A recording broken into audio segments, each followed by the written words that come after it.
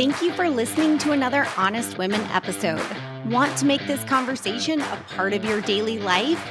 Then don't forget to follow us, hit subscribe. And if you know a woman who could use a little more honest conversation in her life, which, let's be honest, is pretty much everybody we know, please share this podcast with a friend. You can help other women find us by leaving a 5-star review. You can also visit our website at www.honestwomenpodcast.com or send us a message on Instagram at Honest Women Podcast. You can let us know what you want us to talk about, give us some feedback, or just introduce yourselves. We love to hear from you all. So we'll see you on the other side. Is there anything worse than watching your kids struggle and not being able to prevent it?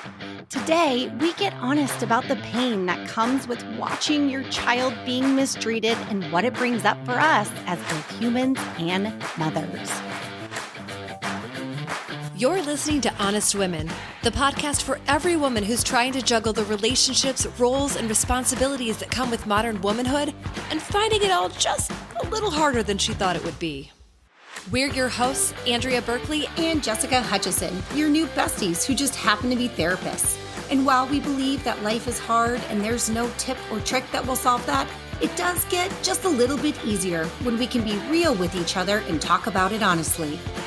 You're listening to Honest Women. Hey, girl, hey. Hey. Hi. Hi. I just love your little headband. Thank you.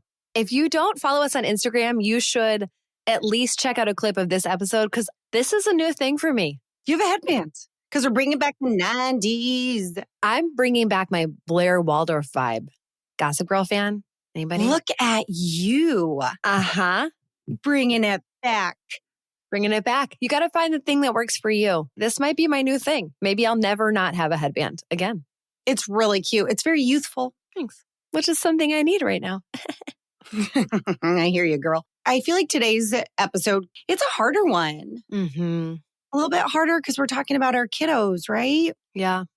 If you follow me on social media, you'll remember I posted an incident that occurred with my daughter. Mm-hmm. And for those who don't, I'm just going to read what I wrote because it was really raw and vulnerable because it was in that moment or later on that night when I wrote it. What I said was one of the most difficult parts of being a mom is not being able to protect your kids from the heartache and pain that life can bring. My sweet girl, now 10, showered after a day at the pool and heard girls in the shower stall next to her talking about how, quote, weird and annoying she is.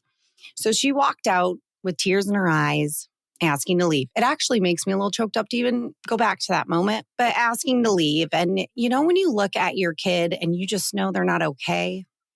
And in those moments, I'm literally getting choked up. I know, me too. I'm like it because it like her little heart that day. But it's in those moments that all we can do, right, is to just hold them while they work through that disappointment and pain.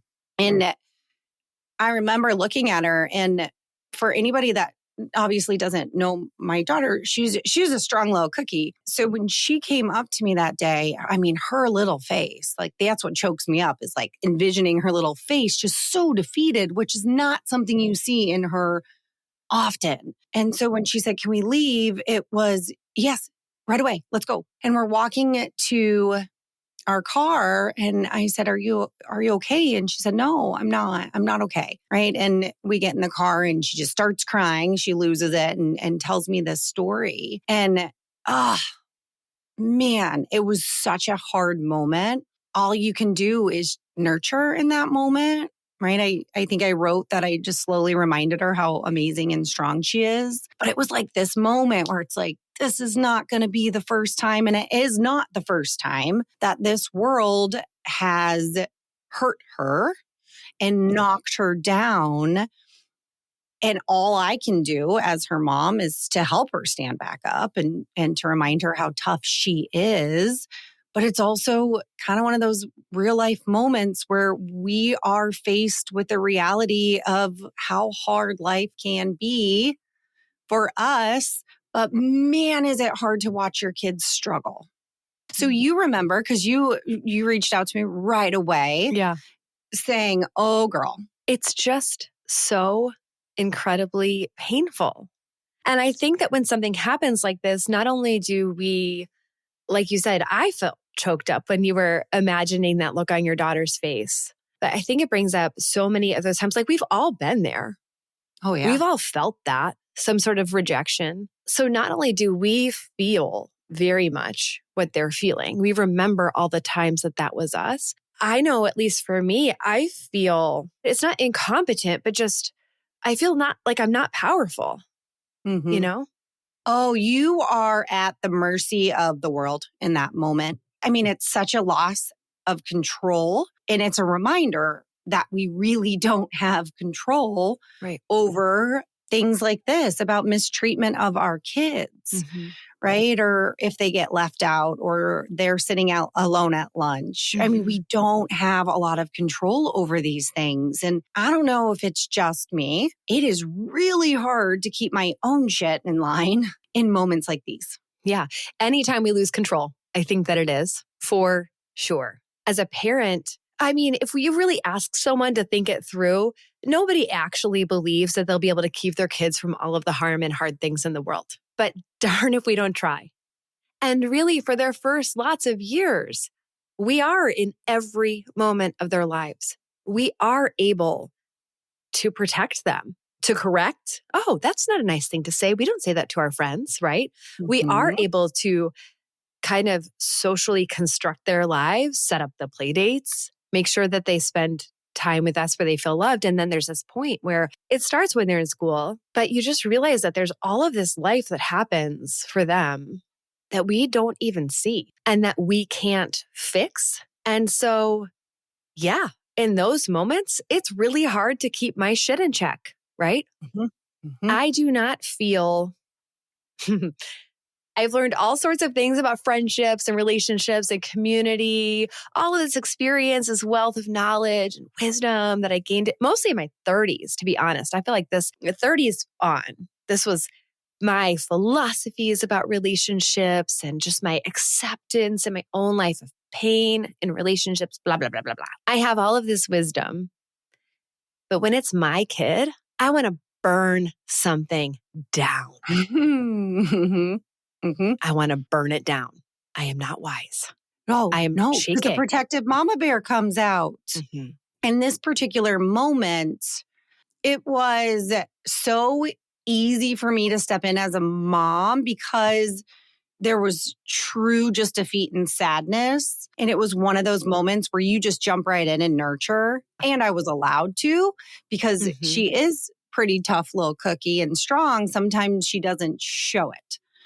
And it will take a little digging to get to what's going on, or it takes a lot sometimes to knock her off kilter too. And sometimes as parents, we just have the sense that something wrong has happened to our children. Maybe we can kind of see that they're off, but we don't know what it is. And so again, we feel powerless. Yeah. Or maybe we had a situation this fall that really, this was when I felt like I couldn't keep my shit together. I don't know if it's the fall or the spring. We had a situation this year where I felt like I really couldn't keep my shit together. And that was when I learned from another parent that one of my kids was not invited to a birthday party of somebody that I really thought was a good friend. The child was a friend. Child's at my house quite a bit. Parents were friends. And I found out my son was left out. And I felt so angry. I couldn't stop thinking about it.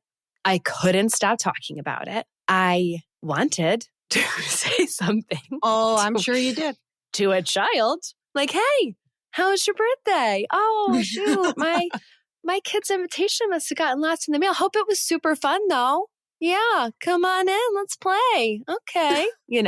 I was so dysregulated. And you know what is crazy about this one? Sometimes, like what you experienced, our children are hurt and it's right in front of our eyes. And the answer, it came to you and it was natural in that moment to comfort her, even though you were full of feelings. But sometimes we don't know why they're hurting. And sometimes we don't know if they know that something hurtful has happened. We still haven't talked about this. Because why would I? Because what Mhm. if my son doesn't know? Right? Mm-hmm. Or I'll say, why would I? Because what if my child doesn't know that they were left out? You know? Oh, oh, So you're trying to well, float these little questions like, how's your life? How are you with all the how's things life? in your life? Good? Are we good? What's going on? Anything challenging? Anything a little hard? You want to talk about anything? No? They're like, mom, stop. Why are Yeah, you the I way feel like you I could are? hear like, why are you being weird? Yeah, Stop being weird. You're being right, weird. I'm like, what? Am right, I being weird? I don't right. know. I'm just, That's weird. asking. Just want you to know you're great and you are a gift to the world and everyone should love you and you should, never feel any pain. So, just in case, like you didn't know that today, right? Just reminding you. Right. You're like, go Can't away, mom. can't keep my shit together. Can't keep my shit together. You know where I actually struggle a lot with keeping my shit together is parents more than kids. Because kids, I'm like, you're all wild animals, like, needing to be tamed and taught and whatnot. I am not a email the teacher every time my kid says something happens. Like, I very much am. If I need to step in, I will step in, but let's help you learn how to work through it, right? Like teaching and trying to create that resiliency in them. So it's hard when you've got the parents who will email the teacher about anything and everything and only believe the one side. So I feel like sometimes my couples therapist hat goes on where I'm like, okay, there's her side and there's his side. And then there's the actual truth that lies somewhere in the middle because we all have our own perspectives. So I struggle with that with the parents who are super like not, my kid's always right.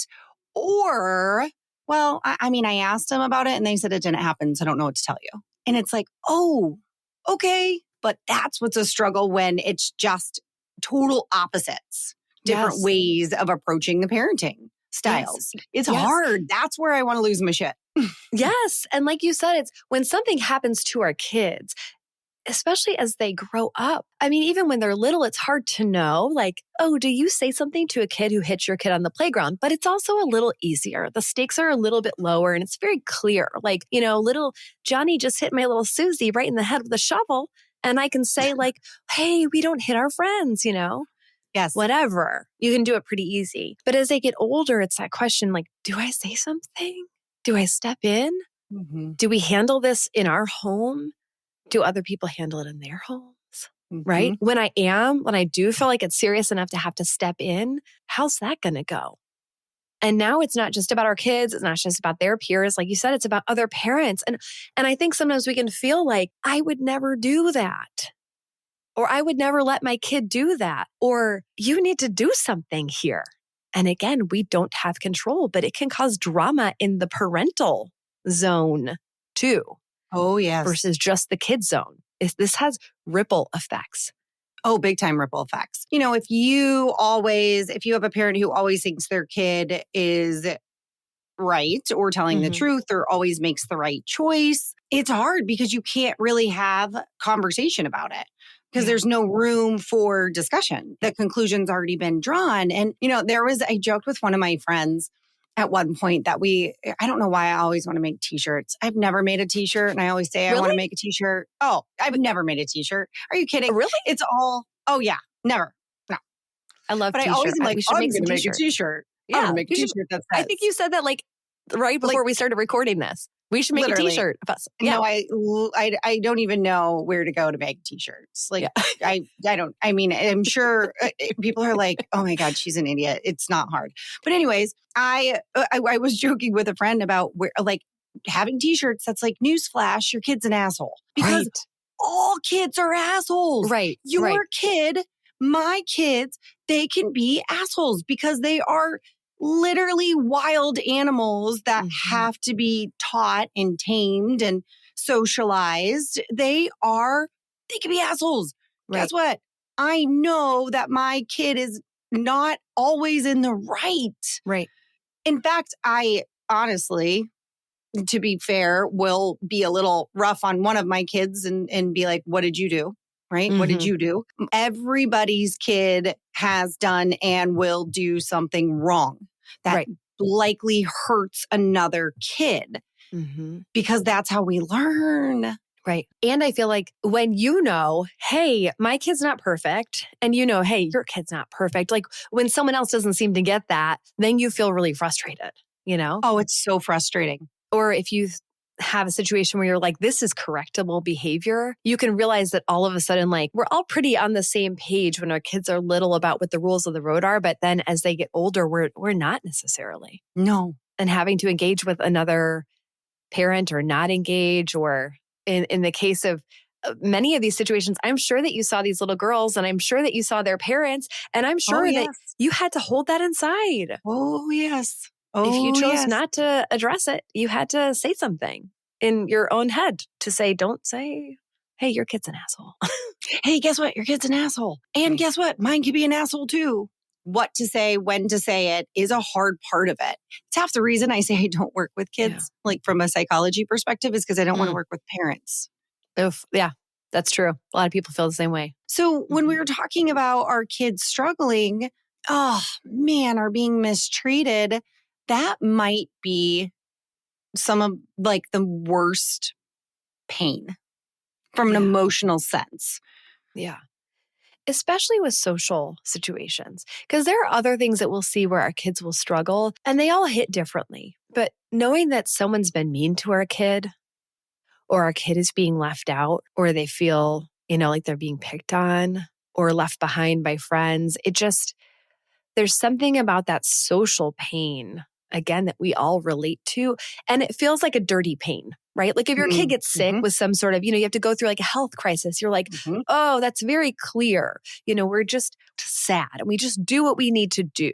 But when it's social pain, there isn't always something that we can do. And it feels so messy, because it feels so unnecessary and we just don't know how to handle it. And so and we've all been through it. So again, it stirs up that deep, deep pain of all the times that we've felt that way. And it can be really overwhelming. Well, it's also hard in those moments not to want to say something that's not accurate.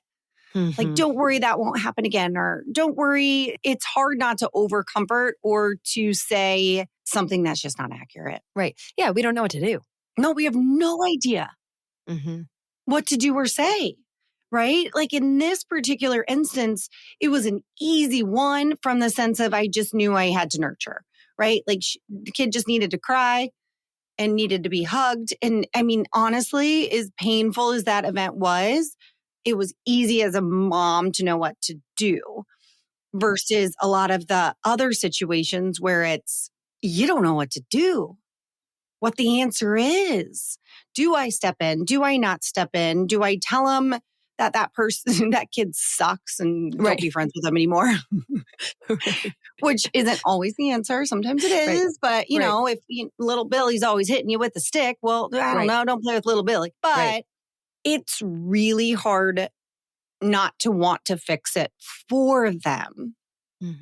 And I know and have learned both personally through my own life experience and then, of course, from a professional sense too, that doing it for them isn't necessarily going to help her learn that they have to do it.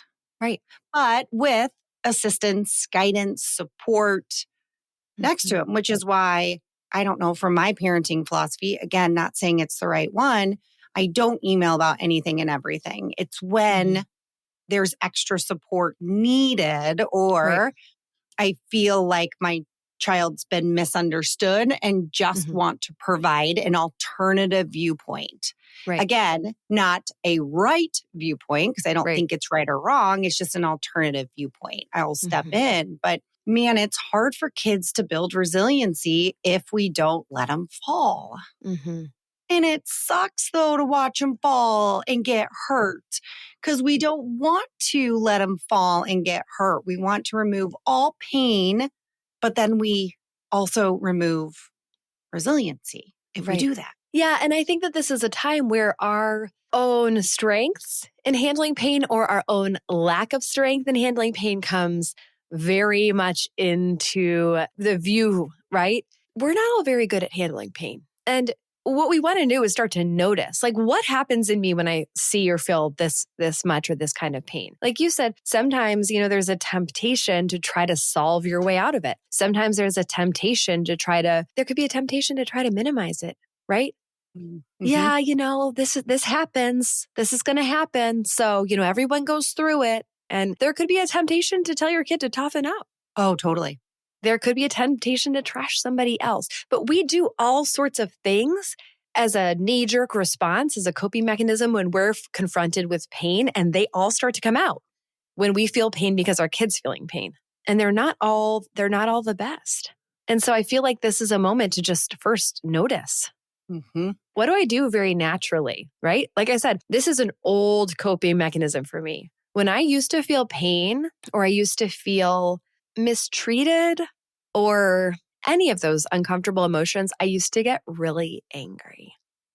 So even though I'm more evolved now, when I'm really in it, that part might come out. I used to feel really out of control too when I would feel pain. And nobody wants to feel pain. So if you think about pain in a physical sense, you have a headache, you're not like, that feels so good. I just want to sit here with my headache, just loving life. No, you'll, take an Advil or something to try to make the headache go away, or drink water or take a nap if it's migraine, right? I mean, we naturally want to make things change something when we feel pain, which can be avoidance of. And so I always look at pain as a kind of life's teacher. So it's like, okay, if I have a headache right now, this afternoon, why do I have a headache? Sometimes you don't know, but sometimes it could be, I haven't had a lot of water today, or, I've been staring at a screen for too long and now my head is hurting. It can teach us a lot of things. And in my professional work, pain's such a big part of it with sudden and traumatic loss that I do. And so getting people to lean into that pain is naturally not something they want to do. They want to push away from it. And so I try my best, which is not easy to do as a mom, especially because therapist Jessica's great at leaning into pain with people. Mom Jess is like, oh, don't make me do it. But it can be such a great teacher. Mm-hmm. This person hurts me when I'm around them. They don't make me feel good about myself. Right.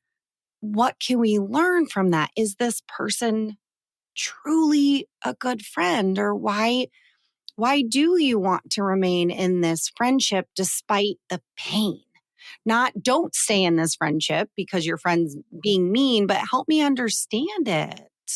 Right. And we might learn another lesson too, right? Like, hey, people are good and bad. Mm-hmm. Hey, we all do things that aren't cool sometimes. Mm-hmm. Or even, I can really hurt and I can be okay later. But I do think that one of the things that happens to us when we see, especially our children in pain, is that we go, we want to jump to like, what can they learn in this moment? Or what can I teach them? Or how can I do something here? And the first thing we have to do is just slow down and let it be. Because sometimes we get hurt and it just fucking hurts. Yeah. And there's nothing to be learned. I'm sure that you see this a lot in your work. Mm-hmm. We're not putting a bow on this. There's no bright side here. Those are all bad strategies to deal with the fact that this is part of life. And we get I know I start to feel when I feel like overwhelmed, I start to feel a little frantic and I need to do something, right? I'm just like everybody else. But if I can pause and just let it be true, like your daughter was crying because she hurt. Yeah. And she needed to feel that too. I don't want her to. It hurt me to watch her hurt, but she needed to feel it. She had to feel it in order to get through it. Right. And like you said, your job in that moment was to be alongside her. And I think sometimes our job in that moment is to say less. Mm-hmm. Whatever it is that your mouth wants to do, see if you could just be there. You can validate it. This is so hard. Mm-hmm. Oh, honey, I'm so sorry that happened to you. But stay with her or stay with my son, right? When he's dealing with frenemies or, just all of that stuff. Like, that's what we need. That's what we all need, is just someone to stay with us and not try to fix it. I can definitely say that I know this as an adult because loneliness is something that I often deal with. I don't know where that comes from. It's definitely from circumstances, but it's also just a way that I feel. And it took us about 1 billion years of being married, like 1 billion, for us not to run the same circle when I say, I'm feeling so upset. Like so-and-so did something and we were left out, or so-and-so, I just don't feel like we have any people, and I would feel this like deep, sad, left out feeling or hurt in relationships or whatever. And usually my husband would be like, well, but, try to explain it. Or, oh, you don't even really like them that much, Okay, well, thanks. That's helping me a lot right now. He would always come up with a solution. And it was like all of a sudden, he had this brilliant flash of, literally like a flash of brilliance. And he was like, that's really hard. I'm sorry you're feeling like that. Or things like he used to say, like, well, you always feel like this. Oh, now I feel bad and like I'm wrong or shameful, right? Yeah. Yeah. But when he was just with me, it made it feel better. And that's, I think, what we have to do in that moment. But can we also just acknowledge that that's fucking hard? Oh, so hard. It's hard for my husband to do for me because he didn't want to see me in pain and didn't want to feel that pain himself. It's hard for me to do when I see one of my kids is hurting, or I know something bad has happened to them and they're showing it or they're not showing it. It's hard for me to sit there. I don't like that feeling of being incompetent or out of control or in pain. But sometimes we just have to be there first. Yeah. Because when we're feeling pain, oftentimes we just want somebody to sit in it with us because we can't take it away. I can't take it away from my kids, friends, people who come into my office. I can't take it away, but I can help them feel less alone in it. But to take away the pain would be going back in time and removing the event. We can't do that. Yeah. And once it's happened, you can't take it away. It's really important to remember that nothing that you say in that moment will make it not happen. If you go down the road of trying to fix it, all you're doing is leaving your kid or your spouse or your other person, you're leaving that person alone. And so one of those things that I have tried to do when I notice that I'm going the wrong direction is to go back and say, you know what? I can feel myself like moving out of this. I'm trying to solve this problem. Do you want me to solve this right now? Like, do you need ideas or do you want me to just stay with you? And I've been surprised. My kids will say, just stay with me. Yeah. And when you stay first, you can solve it later, right? You can come up to whatever strategy that you have later. Just to be clear though, because we're talking about when our kids are hurting, all of this is beautiful. All of this is true. We know it in our lives. We know it in our profession. But when someone hurts my kid, it's real hard to hold on to. Oh, yeah. All gloves go off. I mean, truly, it's like that innate mama bear, right? That comes out. Like, you just hurt my kid. You just hurt my baby. You just hurt that. I mean, it crushes your own soul when you see your kid in pain. And it's more, I think, just recognizing that it's really hard. And it's really difficult for our own stuff to not come up. Moments in our lives, whether it's past or present, where we feel left out or we have overheard or have been overheard somebody saying something or feel really misunderstood. I mean, heck, at 40 years old, there's moments I still feel misunderstood and it hurts. It really does. But it's also looking at, okay, what am I wanting in that moment? It's not somebody to tell me it is never going to happen again. It's not somebody to tell me, well, they suck and they're terrible. Don't be friends with them. It doesn't help me. I want somebody to just say, it's hard.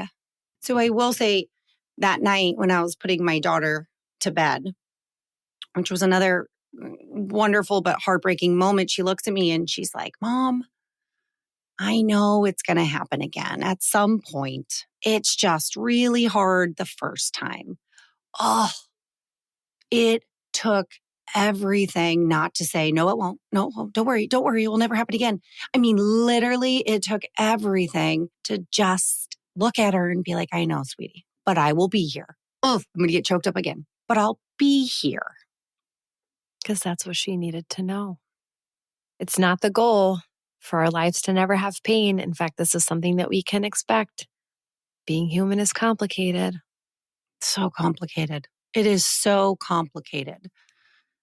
So I think what I want to say to the women listening who have felt the pain or have watched their child struggle or be mistreated, we understand.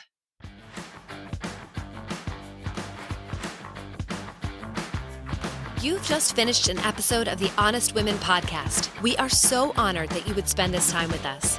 We have so much more where this came from and don't want you to miss a minute. So please, right now, take a second to follow the show. While you're there, leave us a 5-star rating and a review.